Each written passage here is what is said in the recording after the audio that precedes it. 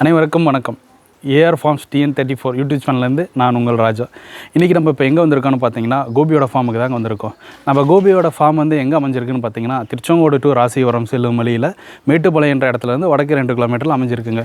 இவர் பார்த்தீங்கன்னா படித்து முடிச்சுட்டு பெருவடை கோழி வச்சு வளர்த்திட்டு வந்துட்டுருக்காருங்க. இவர்கிட்ட ஒரு நாள் கோழி குஞ்சு முதல் ஒரு மாதம் ஆன கோழி குஞ்சு வரை கிடைக்குங்க. இவரோட ஃபார்மை வந்து விசிட் பண்ணி பார்த்துட்டு நம்ம பேரண்ட் கோழிலாம் எப்படி இருக்குது அப்படின்னு சொல்லி பார்த்துட்டு அதுக்கப்புறமே நம்ம சிக்ஸ் எடுத்துகிட்டு போயிட்டுருக்கலாம். கிட்ட போயிட்டு நம்ம எந்த முறையில் வளர்த்திட்டு இருக்காரு அப்படின்னு கேட்டு தெரிஞ்சுக்குவோம். அதுக்கு முன்னாடி நம்ம சேனலை புதுசாக பார்க்குறீங்கன்னா நம்ம சேனலை வந்து சப்ஸ்கிரைப் பண்ணுங்கள். வணக்கங்க கோபி. வணக்கங்க. இப்போது நம்ம ஃபார்ம் எங்கே இருக்குது அப்படின்னு நீங்கள் வந்து அறிமுகப்படுத்திங்க. நம்ம ஃபார்ம் வந்து திருச்செங்கோடு நாமக்கல் மாவட்டம் ஒடுவம்பாளையம் கிராமத்தில் இருக்குங்க. சரி, இப்போ நீங்கள் எவ்வளோ நாளாக இந்த ஃபார்ம் வச்சு நடத்திட்டு வந்துட்டுருக்கீங்க? இப்போ நம்ம 6 வருஷமாக பண்ணிகிட்டு இருக்கிறோம். இப்போ வந்து நம்மக்கிட்ட ஒரு நாள் குஞ்சு முதல் 2 மாதம் குஞ்சு வரை கிடைக்கும்னு சொல்லி சொன்னீங்க. இப்போ ஒரு மாதம் குஞ்சு எவ்வளோ வருது, ஒரு நாள் குஞ்சு எவ்வளோ வருதுன்னு அப்படியே சொல்லிடுங்க. டே ஓல்டு சிக்ஸ், அதாவது ஒரு நாளுக்கு குஞ்சு 80 ரூபாங்க பீஸு. ஒரு சிக்கு 80 ரூபா. 1 மந்த் வந்து ஓல்டு வந்து 170, 170 ரூபா ஒரு மாதத்துக்கு குஞ்சு. இப்போ மினிமம் இவ்வளோ ஒரு டே ஓல்டு சிக்கு தான் தருவீங்க அப்படின்னு ஏதாவது இருக்குங்களா? அப்படி எதுவும் இல்லை, ஆர்டரை பொறுத்து கஸ்டமருக்கு ஏதாவது ஆர்டரை பொறுத்து எடுத்து தரோங்க. அது நாங்கள் சிக்ஸ் வாங்குறதுக்கு ஏதாவது முன்பதிவு பண்ணுங்களா இல்லை டைரெக்டாக வந்தாவே சிக்ஸ் எடுத்துக்கலாங்களா? ஃபார்ம் விசிட் பண்ணிவிட்டு பேரண்ட் பேர்லாம் பார்த்துட்டு ஓகே அப்படிங்கும்போது அவங்க பார்த்துட்டு சிக்ஸ் எவ்வளோ கேட்குறாங்களோ அதுக்கு தகுந்த மாதிரி நம்ம எடுத்து கொடுக்க முடியும். இப்போ நம்மக்கிட்ட வந்து எத்தனை தாய்க்கோழி வச்சுட்டு வளர்த்திட்டு இருந்தோம்? தாய்க்கோழி வெடைக்கோழிங்கெலாம் பார்த்திங்கன்னா ஒரு 100 இருக்குது, சேவல் ஒரு 20 இருக்குங்க. இப்போ இந்த தாய்க்கோழி பராமரிப்பெல்லாம் எந்த மாதிரி வச்சு பண்ணிட்டு வந்துட்டுருக்கீங்க? தாய்க்கோழி பராமரிப்பு ஃபுல்லாக மேய்ச்சல் முறை தாங்க.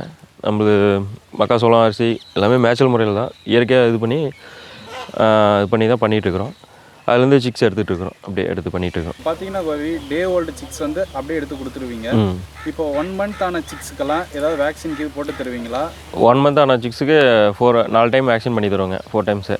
அதாவது 7 நாள் F1, 14 நாள் ஐபிடி, 21 நாள் லெசோட்டா, மறுபடி 28 நாள் லெசோட்டா.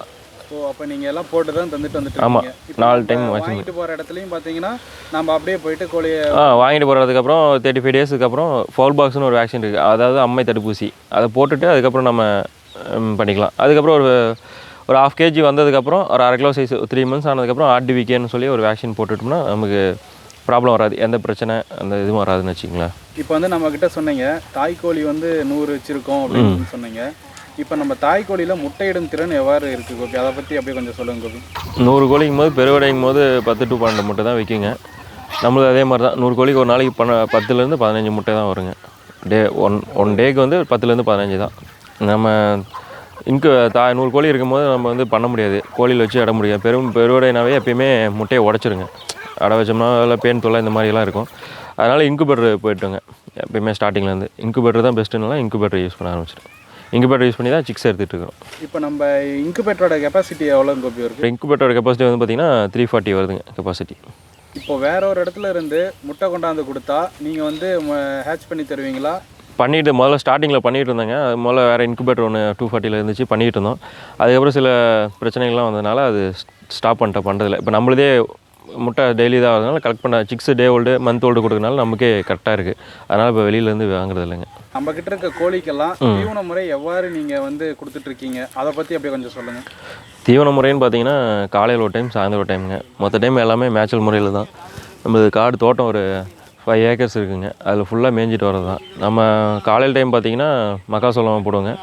ஈவினிங் டைம் கம்பு, கோதுமை, மக்காசோளம், அரிசி எல்லாமே கலந்து வச்சிட்ருக்குங்க. மற்றபடி எல்லாமே இந்த தோட்டத்தில் 5 ஏக்கராவில் இதாக மேய்ஞ்சிட்டு வரதாங்க ஃப்ரீயாக போய். கேட்ச் பண்ண கோழி குஞ்சிலேருந்து சேல்ஸுக்கு போக மீதி இருக்க குஞ்சு நீங்கள் என்ன பண்ணுவீங்க? மீதி இருக்க குஞ்சு சேல்ஸுக்கு போக மீதி நின்றுச்சிங்கன்னா 1 மாதத்துக்கு குஞ்சாக கேட்பாங்க. இல்லை அதுவும் வாங்கலை அப்படின்னா 1 மாதம் வரைக்கும் தாய்க்கோழியில் வச்சு ப்ரூடிங் போட்டுருவோங்க. ப்ரூடிங் செட்டப் போட்டுருவோம். 1 மந்த் வரைக்குமே ஃபுல்லாக கம்பெனி ஃபீடு தாங்க. ஏன்னா நம்ம டே ஓல்லேருந்து எடுத்துக்கிட்டோம்னா இயற்கை உடற்பாடு நிறையா இருக்குங்க, தொந்தரவுலாம் காப்பாற்ற முடியாது. அதனால் 1 மந்த் வரைக்கும் கம்பெனி ஃபீடு தாங்க. அதுக்கப்புறம் எடுத்து பேரண்டோட தான் 1 மந்த் வரைக்கும் வச்சுருப்போம். அதுக்கப்புறம் எடுத்து ஃப்ரீ ரேஞ்சில் விட்ருவோங்க. காட்டில் நம்ம தோட்டத்தில் விட்ருவோம். 1 மந்த்துக்கு அப்புறம் ஒரு 250 கிராம் வந்துடும். அதுக்கப்புறம் இந்த காக்கா இந்த மாதிரிலாம் தூக்க முடியாது. அதுக்கப்புறம் எடுத்து நம்ம ஃப்ரீ ரேஞ்சில் விட்டோம்னா பார்த்திங்கன்னா நம்ம கோழியோட மேய்ச்சல் போய்ட்டு வந்துடுங்க. அதுக்கப்புறம் 1 மந்த்துக்கு அப்புறம் நார்மலாக எல்லாத்துக்கும் என்ன போடுறோம், தீனி போடுறோமோ அதே தீனி தான். டே ஓல்டு சிக்ஸ்லேருந்து 1 மந்த் சிக்ஸ் வரைக்கும் கொடுக்கணும்னு சொல்லி சொன்னீங்க. அதில் உங்களுக்கு சராசரியாக எவ்வளோ மாத வருமானம் வருது அதை பற்றி எப்படி கொஞ்சம்? மாத வருமானம் பார்த்திங்கன்னா ஒரு 30 to 40 வருங்க மந்த்லி. 30 கேரண்டி. அதுக்கப்புறம் நம்ம சிக்ஸ் எப்படி சேல்ஸ் பண்ணுறோம், அதுக்கப்புறம் நம்ம கறிக்கு மீதி சிக்ஸை வளர்த்துறது கறிக்கு அந்த மாதிரி பண்ணியிருக்கோம் சிக்கன் மீட் பர்பஸ்க்காக. இப்போ கறிக்கு கொடுக்குறேன்னு சொன்னீங்களே, அது வந்து என்ன ரேட்டுக்கு கொடுத்துட்ருக்கீங்க? நம்ம சேவலாம் 3 கேஜி 3.5 வருங்க. நம்மளுக்கு மார்க்கெட் இருக்குது, மோர்பாளையம் மார்க்கெட்டு, அது கோழிக்கு ஃபேமஸான மார்க்கெட்டு. அதில் 450 500 வரைக்கும் 3.5 வந்து கேஜி வந்துச்சுன்னா 500 வரைக்கும் போயிட்டுருக்கு. 450லேருந்து 500 வரைக்கும் போயிட்டுருக்கு ரேட்டு. இப்போ வந்து நம்மக்கிட்ட சிக்ஸ் எடுத்துகிட்டு போகிறாங்க இல்லையா, டே ஓல்டு சிக்ஸு, அவங்க எடுத்துகிட்டு போன வாட்டி நீங்கள் அவங்கள ஃபாலோ பண்ணி கேட்பீங்களா? ஃபாலோ பண்ணுவாங்க. அவங்களும் டவுட்ஸ்லாம் கேட்பாங்க. சில பேர் ஸ்டார்டிங்காக இருப்பாங்க, சில பேர் வந்து அட்வான்ஸாக இருப்பாங்க, ஆல்ரெடி வளர்த்திருப்பாங்க, ஒரு அனுபவம் வந்திருக்கும். இந்த ஸ்டார்டிங்கில் இருக்கவங்க முக்கால்வாசி கேட்பாங்க. நம்ம ஒரு 3 மந்த்ஸ் நாங்கள் கைடன்ஸ் பண்ணிடுவோங்க, ஐடியா கொடுத்துருவோம். அதுக்கு மேலே அவங்க அந்த ஆர்டிவிகேன்னு ஒரு இன்ஜெக்ஷன் போட்டதுக்கப்புறம் அந்த ப்ராப்ளம் வராது, அதுக்கப்புறம் சேல்ஸ் பண்ணிடுவாங்க. அது வரைக்கும் நாங்கள் இப்போ பார்த்துட்ருக்கோம். ஸ்டார்டிங்கில் அதிகமாக பண்ணி அதில் ஒரு லாஸ் ஆகி அனுபவப்பட்டதுக்கப்புறம் தான் வந்து கம்மியாக பண்ண வச்சோம். ஸ்டார்டிங்கில் எப்படி பண்ணோன்னா, நாங்கள் ஃப்ரெண்ட் ஒருத்தர் சொன்னான்னு சொல்லிட்டு அசில் கிராஸ் போய் எடுத்துகிட்டு வந்தோம். ஸ்டார்டிங் நம்மகிட்ட நாட்டுக்கோழி இருந்துச்சு, இருந்தாலும் நம்ம அதிகமாக நம்மளால் உற்பத்தி பண்ண முடியல சிக்ஸு. அதனால் நம்ம போய் அசில் கிராஸ் ஒரு 100 குஞ்சு எடுத்து வந்து பண்ணோம், 100 சிக்ஸ் எடுத்து வந்து பண்ணோம். அதில் பார்த்தீங்கன்னா ஒரு 80% பண்ணிட்டோம். ஆனால் மார்க்கெட் பண்ண முடியல. மார்க்கெட் கொண்டு போனால் இது வந்து அசில் கிராஸ் தான் அப்படின்னு சொல்லிட்டு ரேட்டு ரொம்ப டவுனாக கேட்க ஆரம்பிச்சிட்டாங்க. அது என்னடா அப்படின்ட்டு அப்புறம் அதுக்கப்புறம் தான் நாங்கள் என்ன பண்ணோம், சரி இந்த கட்டு சேவல் அந்த மாதிரி லைனில் போகலாம் அப்படின்ட்டு பார்த்தோம். அதை அப்படியே ஒரு எனக்கு ஆல்ரெடி இன்ட்ரெஸ்ட் இருக்கும், வீட்டில் இருந்துச்சு, ஒரு சேவல் 2 சேவலாம் வச்சுருப்போம். சரி அது இதை கறிக்கு பண்ணால் என்ன, இது நம்ம ஃபாஸ்ட் க்ரோத்தாக இருக்குது. பெருவடையும் போது நமக்கு 6 மந்த்ஸில் ஒரு 2 சேவல்லாம் பார்த்திங்கன்னா 2.5 வந்துடும், 2.5 வந்துடும், 2.5 கேஜி வந்துடும். அதனால் நமக்கு இது 6 மந்த்ஸ் இருந்தாலும் நமக்கு ஈஸியான ப்ராஃபிட்டாக வருது அப்படின்னு சொல்லிட்டு நாங்கள் பெருவடை பண்ண ஆரம்பிச்சிட்டேன். அப்புறம் நாங்களே ஓனாக சிக்ஸ் எடுத்து அப்புறம் கொஞ்சம் கொஞ்சமாக அப்புறம் டெவலப் பண்ண ஆரம்பிச்சிங்க. ஃபஸ்ட்டு ஒரு சேவலும் ஒரு 2 சேவலும் ஒரு 10 பட்டையும் வாங்கிட்டு வந்தோம். நம்ம ஃப்ரெண்ட்ஸ் சர்க்கிளே எல்லாம் கட்டு சேவல் பண்ணிகிட்ருக்காங்க, அவங்ககிட்டயே வாங்கிட்டு வந்தோம். அப்புறம் அதுலேருந்து அப்படியே கொஞ்சம் கொஞ்சமாக ப்ரீட் பண்ணி கொண்டாந்துட்டோம் ஓரளவுக்கு. இப்போ நம்மக்கிட்ட இருக்க கோழிலேயே எவ்வளோ வெயிட்டு அதிகமாக வந்துருக்கு? நம்மக்கிட்ட இருக்க கோழிலே பார்த்திங்கன்னா சேவல் வந்து 6 கிலோ வரைக்கும் வந்துருக்குங்க. இதனோட பேரண்ட் பார்த்திங்கன்னா, அதாவது ஃபாதர் பார்த்திங்கன்னா 6 கிலோ இருந்துச்சு. அதுக்கு இறங்கின சிக்ஸ் தான் இது 5.5 கிலோ இருக்குங்க. இப்போ இது வந்து நீங்கள் குஞ்சிலேருந்தே வளர்த்திட்டு வந்துட்டுருக்கீங்க? ஆமாம், குஞ்சிலேருந்தே வளர்த்திட்டு வந்துருக்குங்க. நம்மளது எப்பயுமே மேக்ஸிமம் பார்த்திங்கன்னா சேவெல்லாம் 4.5 கீழே பேரண்ட்டாக வச்சுருக்க மாட்டோம். மேல் எப்பயுமே 4.5 கேஜி தான் வச்சுருப்பாங்க. பெட்டா கோழிலாம் ஃபீமேல்லாம் பார்த்திங்கன்னா 2.5லேருந்து 3 கேஜி வரைக்கும் இருக்குங்க நம்மகிட்ட இருக்குது. இப்போ பெட்டை கோழியை வந்து நீங்கள் எந்தெந்த டைமில் வந்து மாற்றுவீங்க? பெட்டை கோழி வந்து பார்த்திங்கன்னா 2 இயர்ஸ் ஒன்று இல்லை 3 இயர்ஸ் ஒன்ஸ் மாற்றிடுவோங்க. ஏன்னா நம்ம வந்து இன்குபேட்டர் யூஸ் பண்ணி சிக்ஸ் எடுத்துகிட்டு இருக்கிறனால அதனோட குவாலிட்டி குறைஞ்சிடக்கூடாது அப்படிங்கிறதுக்காக 2 இயர்ஸ்லேருந்து 3 இயர்ஸ்க்குள்ளே நாங்கள் பெட்டை கோழியெல்லாம் மாற்றிடுவோம், ஃபீமேல்லாம் மாற்றிடுவோம். இப்போ நாட்டுக்கோழி வளர்ப்பில் நீங்கள் பெருசாக சந்திக்கிற முக்கியமான பிரச்சனை என்னங்க, அதை பற்றி எப்படி கொஞ்சம் சொல்லுங்கள்? பெருசாக அப்படின்னா வெள்ளை கழிச்சல். அடுத்தது பார்த்திங்கன்னா இதோட பெருசு சளி. நம்மளுக்கு சளி தொந்தரவு தான். ஏன்னா வெள்ளை கழிச்சலுங்கும் போது ராணிக்கட் டிசீஸுக்கு வந்து நம்ம வேக்சின் பண்ணிடுவோம். 3 months every 3 months once vaccine பண்ணிடுவோம். ஆர்டிவிகேன்னு சொல்லிட்டு கவர்மெண்ட்லேருந்து ப்ரொவைட் பண்ணுறது வேக்சின் வந்து நம்ம பண்ணிடுவோம். அதை எடுத்து பார்த்திங்கன்னா சளி கம்ப்ளைண்ட் வருங்க. அப்பப்போ சிக்ஸுக்கு வளர்த்தது பார்த்திங்கன்னா டே ஓல்ட்லேருந்து மந்த் ஓல்டு வரதுக்குள்ளே ஒரு 1/2 கேஜி வர வரைக்கும் நமக்கு அந்த சளிங்கிறது மெயின் தொந்தரவாக இருக்கும். அதை கொஞ்சம் இது பண்ணி கொண்டு வரது நமக்கு கொஞ்சம் சிரமமாக இருக்கும். அந்த சளி தடுக்கும் முறை எவ்வாறு கையாண்டுட்டு வந்துட்டுருக்கீங்க? சளி தடுக்கும் முறைனா நம்ம ஷெட்டு கொஞ்சம் க்ளீனாக வச்சுருக்கணுங்க. அப்புறம் ப்ராப்பராக தண்ணி, ஒரே தண்ணி, போர் வாட்டர்னால் போர் வாட்டர், வேறு ஏதாவது ஆற்று தண்ணியோ இல்லை எதாவது கிணத்து தண்ணியோ அதுனா சேம் அந்த சிக்ஸு 1 மந்த்து 2 மந்த்ஸ் வளர வரைக்கும் சேம் அதே தண்ணி ப்ரொவைட் பண்ணோம். அப்படி பண்ணோம்னா நம்ம கொஞ்சம் ஷெட்டு க்ளீன் பண்ணிவிட்டு இந்த மாதிரி பண்ணிகிட்டு இருந்தோம்னா ஓரளவுக்கு தடுக்கலாம், சளி கம்ப்ளைண்ட் தடுக்கலாம். இப்போ நம்மக்கிட்ட இருக்க கோழி பெருவடை மட்டுங்களா இல்லை சிறுவடையும் இருக்குங்களா? இல்லை, நம்மகிட்ட பெருவடை ஒன்றில் மட்டும்தாங்க இருக்குது, சிறுவடை பண்ணுறதில்ல. நம்ம ஏரியாவில் நம்ம ஈரோடு கொங்கு பண்ணுறது வந்து பார்த்திங்கன்னா பெருவடை மட்டும்தான் மார்க்கெட் போய்ட்டுருக்கு. சிறுவடை வந்து நம்ம ஏரியாவில் இல்லை, அதனால் சிறுவடை பண்ணுறதில்ல.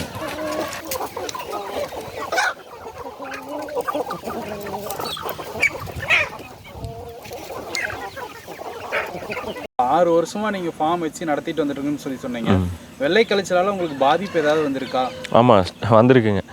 2 இயர்ஸாக ஃபஸ்ட்டு ஸ்டார்டிங்கில் ஒரு 1.5 இயர்ஸ்க்கு அப்புறம் பார்த்திங்கன்னா நாங்கள் இந்த வேக்சின் என்ன போய் நம்ம போடணும், நம்ம தான் ஒரிஜினல் பண்ணுறோமே அப்படின்னு சொல்லிட்டு ஒரு அசால்ட்டில் இருந்தோங்க.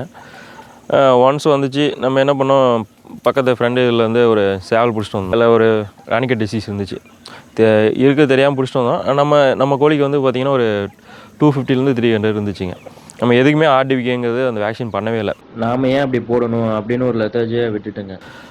இப்போ பார்த்தீங்க அந்த வந்த ஒரு 2 டேஸ் தான் ஆச்சுங்க. வந்த டோட்டல் எல்லாமே ஒரு 3 to 5 டேஸில் டோட்டலாக காலிங்க. ஒரு 2 lakhs கிட்ட அவுட்டுங்க, டெத்து லாஸ் தாங்க. அதுக்கப்புறம் தான் சரி நம்ம ஆர்டிவிகே போடணும் தெரியும். நமக்கு கோழி வளர்க்குறதுக்கு முன்னாடியே நம்ம கால்நடை மருத்துவமனை அந்த நாமக்கல்ல இருக்குங்க. போயிட்டு எல்லாமே கற்றுக்கிட்டு தான் வந்து பண்ணணும். என்ன பண்ணிட போகுது பார்த்துக்கலாம் அப்படின்ட்டு ஒரு இதில் இருந்தோம். அப்புறம் அந்த மாதிரி ஹெவியாக லாஸ் ஆனதுக்கப்புறம் தான் இல்லை கம்பல்சரி நம்ம மந்த் ஓல்ட்லேருந்து நம்ம வேக்சின் போட்டு தான் ஆகணும் அப்படின்ட்டு நம்ம பண்ணோம். அதே ஒரு குறுகிய ஒரு 20 ஒரு 20 30 ஒரு 20 to 50க்குள்ளே பண்ணுறாங்க அப்படின்னா அவங்களுக்கு அது பெருசாக ஒன்றும் பாதிக்காது. அவங்களுக்கு அந்த நோய் தாக்கங்கிறது அந்த கொஞ்சம் குறைவாக இருக்கும். அப்படியே வந்தாலும் இழப்பீடு வந்து கொஞ்சம் கம்மியாக இருக்கும். நம்மளுக்கு வந்து பண்ணை லெவலில் பண்ணும்போது பார்த்திங்கன்னா பண்ணல அப்படின்னா நமக்கு ஹெவி லாஸ் தான். எனக்கு ஆயிருக்கு ஒரு 2 lakhs கிட்ட ஆயிருக்குங்க. அதெல்லாம் தாண்டி தான் அதுக்கப்புறம் நமக்கு இன்ட்ரெஸ்ட் இருந்ததுனால இது பண்ணணும் அப்படின்னு இன்ட்ரெஸ்ட் இருந்ததுனால நம்ம ரெகுலராக தொடர்ந்து கண்டினியூவாக பண்ணிட்டு வந்துட்டுருக்கோம். இப்போ உங்கள் ஃபேமிலியில் உங்களுக்கு இப்போ எவ்வளோ சப்போர்ட் பண்ணிகிட்டு இருக்காங்க? ஃபேமிலின்னு பார்த்தீங்கன்னா ஸ்டார்டிங்கில் வந்து சப்போர்ட் பண்ணலைங்க, சுத்தமாக பண்ணல, வேணான்னு தான் சொல்லிட்டு இருந்தாங்க. அப்புறம் நம்ம கொஞ்சம் கொஞ்சமாக இன்ட்ரெஸ்ட் எடுத்து பண்ணி கொஞ்சம் கொஞ்சமாக டெவலப் பண்ணி ஃபார்ம் ஓரளவுக்கு ஒரு ஸ்டேஜில் கொண்டாந்ததுக்கப்புறம் இப்போ நான் இல்லை 2 days இல்லைன்னா கூட வீட்டில் பார்க்குறாங்க. எல்லாத்துலேயும் டே ஓல்லேருந்து முட்டை கலெக்ட் பண்ணுறதுலேருந்து ஃபீட் பண்ணுறதுலேருந்து எல்லாமே வீட்டில் சப்போர்ட் பண்ணுறாங்க, பார்த்துட்டு தான் இருக்காங்க.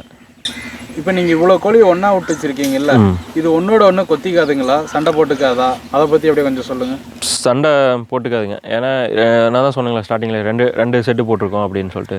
இந்தாண்ட செட்டில் இந்த நிழல் பக்கம் பாதி போயிருங்க, அந்தாண்ட செட்டில் பாதி அந்தாண்ட போயிருங்க பாதி. அதனால் கொஞ்சம் ஈவனாக அந்த 5 acresங்கும் போது அந்த 2.5 ஈவனாக அது வந்து ஸ்ப்ரெட் ஆயிருன்னு வச்சுங்களேன். அதனால் நமக்கு ஃபீட் மேனேஜ்மெண்ட்லேருந்து அந்த கொத்திக்கிற தன்மையிலேருந்து எல்லாமே மாறுபடும்னு வச்சுங்களேன். இன்குபேட்டரில் நம்ம குஞ்சு எடுக்கிறதுக்கும் தாய்க்கோழியில் அடை வச்சு எடுக்கிறதுக்கும் ஏதாவது வித்தியாசம் இருக்குங்களா? அதை பற்றி அப்படியே கொஞ்சம் சொல்லுங்கள். வித்தியாசம் வந்து எனக்கு தெரிஞ்சு எதுவுமே இல்லைங்க. வித்தியாசங்கிறது ஒன்றுமே இருக்காது. இந்த தாய்க்கோழியில் அடை வைக்கிறதுக்கும் தாய்க்கோழிக்கு பதிலாக இன்குபேட்டர் யூஸ் பண்ணுறோம். மிஷின் நம்ம உயிர் கோழிக்கு பதிலாக மிஷின் யூஸ் பண்ணுறோம், அதில் தான். ஆனால் அதில் உள்ள உருவாகிற கருவு தன்மை எல்லாமே அந்த ஃபீமேல் எப்படி இருக்கோ அதனோட ஒரிஜினல் எப்படி தன்மை இருக்கோ அது மட்டும்தான் வரும். நம்ம கோழிக்கு பதிலாக மிஷின் யூஸ் பண்ணுறோம், அது மட்டும்தான். பொதுவாகவே ஒரு கருத்து என்னன்னு பார்த்தீங்கன்னா, இன்குபேட்டரில் நம்ம அடை வச்சு குஞ்சு எடுக்கும்போது அந்த குஞ்சுக்கு சீக்கிரம் நோய் வந்துடும் அப்படின்னு சொல்லிட்டு ஒரு இது இருக்குது. அது உண்மைங்களா? அதை பற்றி அப்படி கொஞ்சம் சொல்லுங்கள்.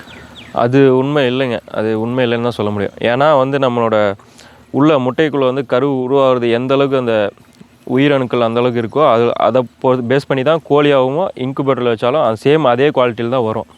வந்ததுக்கப்புறம் சிக்ஸ் வந்து டே ஓல்லேருந்து நம்ம எப்படி பராமரிக்கிறோம், எப்படி கொண்டுட்டு வரோம், அதுங்க தான் மேட்ரு. சில பேர் அந்த கருத்துக்கு என்ன ப்ராப்ளம்னா, அந்த அசில் கிராஸுங்கும் போது அந்த ஹைப்ரிட் கோழி அது இன்ஜெக்ஷன் மூலிமா நம்ம செலுத்தி இது பண்ணுவாங்க, ஹேச்சிங் பண்ணுவாங்க. அதனால் அந்த பாசிபிலிட்டிஸ் அது கொஞ்சம் நோய் வாய்ப்பு திறன்னா அதுக்கு கொஞ்சம் இருக்கலாம். ஆனால் நம்மளோட ஒரிஜினல் பொறுத்த வரைக்கும் நம்ம மேட்டிங் ஃபைமேல் சேவல் நம்ம விட்டு தான் பண்ணுறோம். அப்படிங்கும்போது அதில் அந்த இன்குபேட்டரில் பொறிக்கிறதுனால தான் சிக்ஸ் வந்து டெத் ஆகுது அப்படின்னு இல்லை. நம்ம அதை எடுத்ததுக்கப்புறம் எந்த அளவுக்கு நம்ம தாய்க்கோழிலேருந்து சிக்ஸை பிரித்ததுக்கப்புறம் நம்ம தாய்க்கோழி எப்படி பார்க்குதோ அந்தளவுக்கு நம்ம பார்த்துக்கணும். இல்லை நம்ம சும்மா போட்டேன் வருது அப்படின்னா வராது. தாய்க்கோழி அது எப்படி ஒரு ஹீட் பத்தலை அப்படின்னா அது ஹீட் கொடுக்குதோ அதே மாதிரி நம்ம செயற்கையாக ஹீட் கொடுத்தாகணும், லைட் போட்டாகணும். லைட் போட்டிலேருந்து நம்ம ஃபீட் பண்ணுறதுலேருந்து எல்லாமே கம்பல்சரி. ஒரு வாட்டர் வைக்கிறதுலேருந்து எல்லாமே நம்ம பார்க்கணும். பார்த்தோம்னா நமக்கு அந்த டெத்து மார்ட்டாலிட்டி வராதுங்க. ஆனால் இன்குபேட்டர் பொறிக்கிறதுனால தான் அந்த மார்ட்டாலிட்டி வருதுங்கிறது வந்து ட்ரூ இல்லை, அது ஃபால்ஸ் தான். இப்போ இந்த கோழிகளால் நீங்கள் விவசாயம் பண்ணுறீங்கல்ல, விவசாயம் பண்ணும்போது அந்த விவசாயத்தில் ஏதாவது உங்களுக்கு பாதிப்பு இருக்குங்களா? கம்பல்சரி பாதிப்பு இருக்கும். கோழி வச்சுருக்கவங்களுக்கு நம்ம காடு மட்டும் இல்லை பக்கத்து காட்டி பாதிச்சிடும். அது என்னென்னா, இப்போ நாமளே இந்த சும்மா டெம்பரரியாக இந்த பச்சை போட்டிருக்கோம். இந்தாண்ட சைடு அப்பா அம்மாலாம் கீரை காய்கறிலாம் போட்டிருக்காங்க. அப்பயும் பார்த்தீங்கன்னா உள்ளே அந்த கோழியில் இருக்கும். ஏன்னா இது வந்து டெம்பரரியாக போட்டதுனால அந்த ப்ராப்ளம். இதே ஒரு கம்பி வேலியோ அந்த மாதிரி போட்டிருந்தோமா அப்படின்னா அந்த பாதிப்புலாம் நமக்கு கம்மியாக இருக்கும். ஆனால் டெம்பரரியாக போட்டதுனால அந்த பாதிப்பு இருக்கும். கோழினாவே மேக்ஸிமம் கோழி இருக்கிற இடத்துல எல்லாம் விவசாயம் பண்ணுறது கொஞ்சம் கஷ்டம்தான். ஆனால் ப்ராப்பராக நம்ம கம்பி வேலி போட்டு பண்ணணும்னா பண்ணலாம், கோழியை வச்சுக்கிட்டே பண்ணலாம். அதில் எந்த இது மாற்று கருத்து இல்லை. அது இப்போ நீங்கள் இந்த கோழி வளர்ப்பை வந்து முழு நேரமாக பண்ணிகிட்ருக்கீங்களா இல்லை பகுதி நேரமாக பண்ணிகிட்ருக்கீங்களா? நான் முழு நேரமாக தான் பண்ணிகிட்ருக்கேங்க. பகுதி நேரமாக பண்ண முடியாது. ஏன்னா ஸ்டார்டிங்கில் அப்படி தான் பண்ணிகிட்டு இருந்தேங்க. அதில் வந்து அந்த வேக்சின்லாம் போடாமல் லாஸ் ஆனதுக்கப்புறம் நான் முழு நேரமாக பண்ணிகிட்ருக்கேங்க. முழு நேரமாக தான் பண்ணி ஆகணும். ஏன்னா பண்ணல அப்படின்னா நம்ம இதில் ப்ராஃபிட் பார்க்க முடியாது. சில பேர் சொல்லுவாங்க முழு நேரம் பண்ணுறது தேவையில்லை அப்படின்னு. என்னை பொறுத்த வரைக்கும் முழு நேரம் பண்ணி தான் ஆகணும். ஏன்னா நம்ம ஒவ்வொரு கோழியோட அசைவும் நம்ம கூர்ந்து கவனிக்க வேண்டிய நிலைமையில் இருக்கும். ஏன்னா சிக்கு ஒரு மாதிரி நம்ம இது பண்ணணும், பேரண்ட்டை ஒரு மாதிரி பார்க்கணும். பேரண்ட்டை நம்ம கண்டுக்காம விட்டோம்னா முட்டை வராது, எக் வராது, எக் ப்ரொடக்ஷன் நின்று போயிடும். எக் ப்ரொடக்ஷன் நின்றுச்சுன்னா நமக்கு ஹேச்சபிலிட்டியில் பாதிக்கும். சில டைம் வந்து மேல் வந்து பார்த்திங்கன்னா சேவல் கொஞ்சம் சரியாக மேட்டிங் ஆகாமல் அதையும் பார்க்கணும். அதையும் நம்ம பார்க்காம விட்டோம்னா சும்மா வரோம் ஃபீடு போடுறோம் பார்த்துட்டு போயிட்டே இருக்கோம்னா அந்த மாதிரி கண்ட்ரோல் பண்ண முடியாது. சிக்கு வந்து நம்ம 1 மந்த்லேருந்து 2 மந்த்ஸ் வரைக்கும் நம்ம கொஞ்சம் பாதுகாப்பாக வளர்த்தி ஆகணும். அப்படிங்கும்போது நம்ம அதை டே பை டே ஒன்றா பார்த்து தான் பண்ணி ஆகணும். கோழி வளர்ப்புனாவே லாஸு தான் அப்படின்னு வந்து எல்லாரும் சொல்லிட்டு இருக்காங்க. அந்த மாதிரி உங்ககிட்ட யாராவது நீங்கள் ஆரம்பிக்கும் போது வந்து சொல்லியிருக்காங்களா இது வரைக்கும்? நான் ஆரம்பிக்கும் போது எங்கள் பேரண்ட்ஸே வந்து வேணான்னு தான் சொல்லிட்டு இருந்தாங்க. அதுக்கு என்ன காரணம்னா கோழினா செத்து போயிடும், அந்த மைண்ட் செட்டு தான் எல்லாத்துக்கும். அது எதனாலனா ராணிக்கெட் டிசீஸ் மற்ற ப்ராப்ளம் நாய் இது. ஏன்னா அது ஒரு உயிர் சம்மந்தப்பட்ட பிரச்சனை தானே, அதை நம்ம கவனிக்கணும். நம்ம என்றைக்கும் அந்த டைம் தான் நான் சொன்னேன்லங்க ஹெவியாக லாஸ் ஆச்சு அப்படின்னு சொன்னேன், 2 lakhs பக்கம். அந்த டைமில் ஃபுல்லாக வீட்டிலலாம் ஃபுல்லாக ஆப்போசிட்டு, நீ பண்ணவே கூடாது, இதுக்கு மேலே பண்ண அவ்வளோதான் அப்படின்ட்டுருந்தாங்க. ஆனால் அதே மீறி தான் நான் வந்து நிறைய பேர் சொல்கிறது அதுதான், கோழி வளர்த்தாத, கோழி எதுக்கு, நீ கோழியில் என்ன சம்பாதிக்கிற அப்படின்னு தான். ஆனால் நான் அதிலே சம்பாதிச்சிட்டு தான் இருக்கிறேன். ஏன்னா அதுக்கு என்ன காரணம், என்னோடய இன்ட்ரெஸ்ட்டு ப்ளஸ் அதனோட பார்த்துக்கிற முறை தான் இருக்குது. நம்ம அதை எப்படி பார்க்குறோமோ அந்த மாதிரி தான். இப்போ ஒரு ரோஸ் செடி எடுத்துக்கிட்டிங்கன்னா வீட்டில் இருக்கவங்க எப்படி அந்த பார்த்து கொண்டுட்டு வராங்க, அதே பார்க்காம விட்டால் என்ன ஆகுது, டெத் ஆகுது. அந்த மாதிரி தான் ஒரு கோழி, இது ஒரு உயிர். அந்த உயிரை நம்ம எப்படி பாதுகாப்பு பண்ணி கொண்டுட்டு வரோமோ அந்தளவுக்கு அது நமக்கு சாப்பாடு போடும், அவ்வளோதான். ஒரு நாள் குஞ்சிலேருந்து 2 மாதம் குஞ்சு வரைக்கும் நம்ம வளர்த்துறதுக்கு ரொம்ப கஷ்டம். அதில் கீரி இந்த விசாலி அந்த மாதிரி உங்களுக்கு தொந்தரவு ஏதாவது இருக்குங்களா? அதை பற்றி எப்படி கொஞ்சம் சொல்லுங்கள். அதான் அந்த விசாலிங்கிறது அந்த 1 மந்த்துக்குள்ளே அது அந்த கம்ப்ளீட் ஆயிருங்க, அந்த பிரச்சனை ஓவர் ஆயிரும். அடுத்தது பார்த்திங்கன்னா 1 மந்த்துக்கு அப்புறம் பார்த்திங்கன்னா அந்த கீரி தொந்தரவு இருக்கும். நம்ம தோட்டத்தில் பார்த்திங்கன்னா நம்ம டாக் ரன் இருக்குது. அப்படிங்கும்போது எப்பயுமே நம்ம கோழிங்கும்போது அதுக்கு பக்கத்தில் அது பார்க்கறதுக்கப்புறம் இந்த கின்னி கோழின்னு சொல்லுவாங்க. அது ஒரு 4 இருக்குங்க. அது சவுண்டு இந்த மாதிரி இந்த கீரி பாம்போ வேறு ஏதாவது அடுத்த வெளியிலேருந்து வர டாக் பார்த்தாவோ நம்மளுக்கு சவுண்டு விட ஆரம்பிச்சிருங்க. நம்ம 2 நாய் இருக்கும்போது அந்த டாக் 2 இருக்குங்க. இது சவுண்டு விட்டானேமே நம்மளுக்கு கொஞ்சம் அந்த சவுண்டுக்கு உடனே ஆக்டிவ் ஆகி பார்க்க போயிருங்க. எங்களுக்கு முன்னாடி அது நாய் பார்க்க போயிருங்க. ஏன்னா அது சின்னதுலேருந்து நாங்கள் கோழி வளர்த்திட்டுனால அந்த மாதிரி கூட்டிகிட்டு போய் பழக்கம் பண்ணதுனால அந்த சவுண்டு கேட்டாவே இது நம்ம தோட்டத்தை ஒரு ரவுண்டு அடிச்சுட்டு தான் வரும். நம்ம தோட்டம் எப்படின்னா இந்த தென்னம்பை சைடு கொஞ்சம் தோப்பாக இருக்கிற நிழல் பக்கம் தான் அந்த கோழிலாம் அந்த மதிய டைமில் அந்த கீரியோ பாம்போ இல்லை நாயோ இந்த மாதிரி வருங்க. அந்த டைம் அந்த ஏரியா போய் ஃபுல்லாக ரவுண்ட் அடிச்சுட்டு பார்த்துட்டு சப்போஸ் வந்துருந்து அப்படின்னா முடிக்கிட்டு வரும். இல்லை கீரியாக இருந்ததுன்னா அதை பிடிச்சாலும் பிடிச்சிருங்க. இப்போ இந்த டாக்கால் கோழிக்கு ஏதாவது பிரச்சனை இருக்குங்களா? இல்லை, சின்ன வயசில் இருந்துச்சுங்க. நான் இந்த ஜெர்மன் ஷெப்பர்டு ஒன்று வச்சுருந்தேங்க. குட்டியில் இருக்கும்போது பார்த்தீங்கன்னா சிக்ஸ்லாம் பிடிச்சி சாப்பிட்டுட்டு தான் இருந்தது. அப்புறம் கொஞ்சம் கொஞ்சமாக மிரட்டி 2 நாயுமே பிடிச்சி சாப்பிட்டுட்டு தான் இருந்தது. அப்புறம் கொஞ்சம் கொஞ்சமாக மிரட்டி அப்புறம் பிடிக்காத மாதிரி கொண்டு வந்துட்டோம். இப்போ நம்ம இல்லைனாலுமே ஏதோ சப்போஸ் சேவல் 2 சண்டை போட்டுட்டாவோ நம்ம மணிங்கன்னு சொல்லிட்டு இருக்கான், போய் நம்ம மனுஷன் நம்ம எப்படி முடுக்குவோமோ அதே போய் காலை வச்சு முடுக்கி விட்டு வரும்.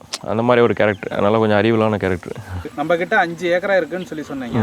இது நம்ம கோழி மேய்ச்சலுக்காக மட்டும்தான் யூஸ் பண்ணுறீங்களா இல்லை ஃபார்மில் வேறு ஏதாவது வச்சுருக்கீங்களா? ஃபார்மில் பார்த்திங்கன்னா நம்ம அப்போ மாடு எருமை இது என்ன சொல்கிறது ஆடெல்லாம் வச்சுருக்காங்க. இந்த 5 ஏக்கராவில் என்ன பார்த்திங்கன்னா கோழியும் ஆடும் மேய்ச்சல் இருக்கும். மற்றபடி மாட்டுக்கு அந்தாண்ட காட்டில் வந்து சோளம்லாம் வச்சுருக்கோம், கடலக்கொடியெலாம் இருக்குதுங்க, அந்தாண்ட பார்த்துக்கோங்க. இந்த 5 ஏக்கரா வந்து பார்த்திங்கன்னா கோழிக்கும் ஆட்டுக்கு மட்டும் யூஸ் பண்ணிகிட்ருக்கு. இந்த வீடியோ உங்களுக்கு பிடிச்சிருந்தா ஏஆர் ஃபார்ம்ஸ் TN34 யூடியூப் சேனலை லைக்கு ஷேர் சப்ஸ்கிரைப் பண்ணுங்கள்.